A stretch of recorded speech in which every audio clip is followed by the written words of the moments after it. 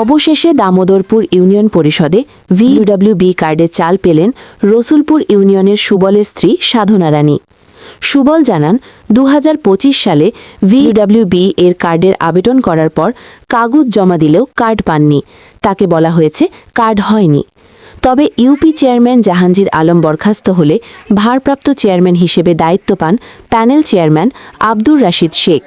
তিনি দায়িত্ব গ্রহণের পর ভিডব্লিউবি কার্ডের চাল বিতরণ শেষে ২০-এর অধিক কার্ডধারী অনুপস্থিত দেখতে পান।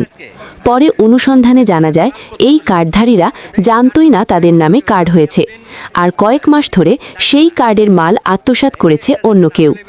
পরে ভারপ্রাপ্ত চেয়ারম্যান ইউপি সদস্য ও গ্রাম পুলিশ সহ তাদের খুঁজে বের করে প্রকৃত কার্ডধারীদের হাতে তাদের প্রাপ্য চাল তুলে দেন। তারই একজন রসুলপুর ইউনিয়নের বাসিন্দা ব্যবসায়ী সুবল। কয়েক মাস পর চাল পেয়ে খুশি কার্ডধারী সাধনা ও সুবল। এতদিন এই গরিব অসহায়দের ভিডব্লিউবি কার্ডের চাল কারা আত্মসাৎ করেছে তাদের দৃষ্টান্তমূলক শাস্তির দাবি জানান ভুক্তভোগী ও সচেতন মহল।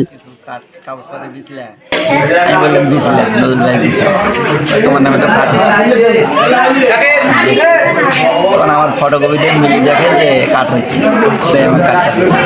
এই কার্ড পেয়ে এখন আপনি খুশি নাকি বেজার? খুশি। ঠিক আছে।